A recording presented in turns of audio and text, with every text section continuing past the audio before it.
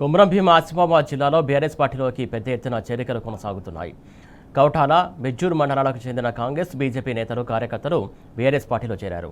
మాజీ ఎమ్మెల్యే కోనేరు కోనప్ప గులాబీ కండువాలు కప్పి పార్టీలోకి ఆహ్వానించారు. పార్టీలో చేరిన ప్రతి కార్యకర్తకు తగిన గుర్తింపు, బాధ్యతలు కల్పిస్తామని ఆయన హామీ ఇచ్చారు. సిరిపూర్ నియోజకవర్గంలో బీఆర్ఎస్ను మరింత బలోపేతం చేయాల్సిన అవసరం ఉందన్నారు. ప్రజల సమస్యల పరిష్కారమే పార్టీ లక్ష్యమని, ప్రతి కార్యకర్త ప్రజలకు అందుబాటులో ఉండాలని కోనప్ప సూచించారు.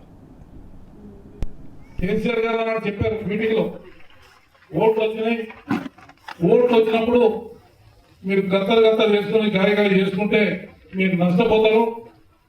మీరు ఆలోచించి ఓటేయండి. మీరు తప్పు నిర్ణయం తీసుకుంటే మాకేమీ కాదు, 5 సంవత్సరాలు బాధలు అనుభవించాల్సి వస్తుంది.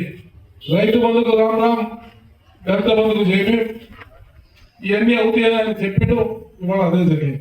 ఇవాళ కాంగ్రెస్ పార్టీ రేవంత్ రెడ్డి మాట్లాడుతూ ఉన్నాడు, రక్తం పోస్తేనట నీళ్లు వస్తాయని చెప్పి చెప్తా ఉన్నాడు, పంటలు వస్తాయని చెప్తాను. ఇటువంటి మూర్ఖుడు ఎక్కడన్నా ఉన్నాడా?